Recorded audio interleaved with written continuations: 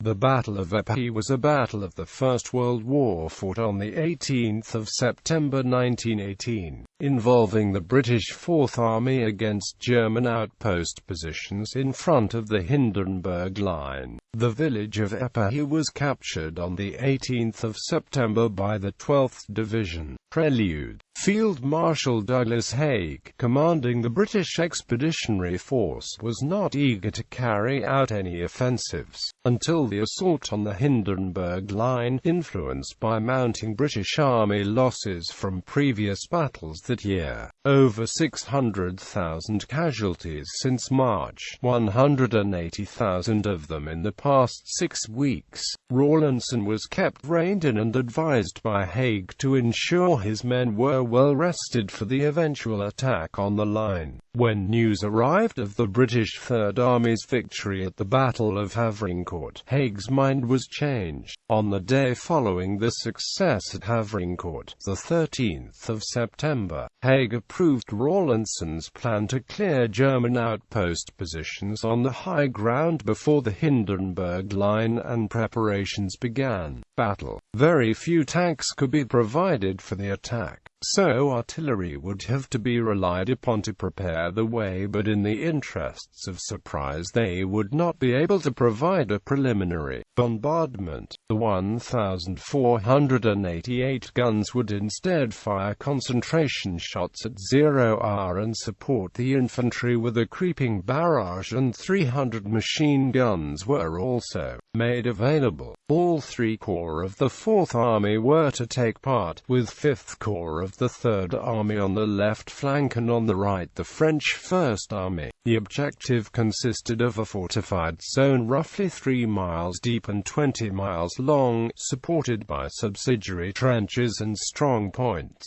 The German Second Army and 18th Army defended the area.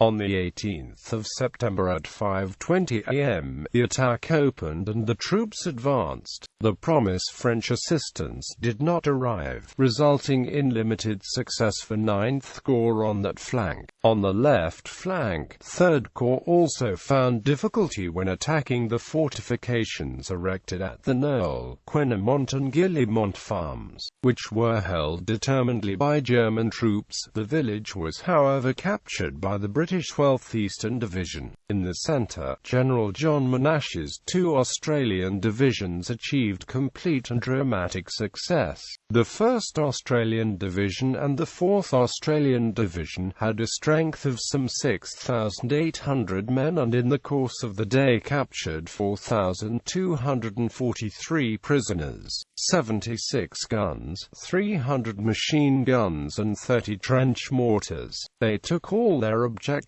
and advanced to a distance of about 3 miles on a 4 miles front. The Australian casualties were 1,260 officers and men. The battle saw the first mutiny of Australian forces, when 119 men of the 1st Australian Battalion refused to conduct an attack to help the neighbouring British unit. Rather than face charges of desertion in the face of the enemy, they were charged with being AWOL. The attack closed as an Allied victory, with 11,750 prisoners and 100 guns captured. Aftermath. Although Épehy was not a massive success, it signaled an unmistakable message that the Germans were weakening, and it encouraged the Allies to take further action with haste, before the Germans could consolidate the positions. The failure of the Third Corps to take the last objective would mean that the American forces involved in the next battle would face a difficult task due to a hurried attack prior to the battle. The Deluge Valley Cemetery holds the grave sites of around 158 soldiers from the 12th Division who died during this battle. The nearby cemetery of Épehy Wood Farm Cemetery also holds the graves of men who died in this battle and the previous battles around this area.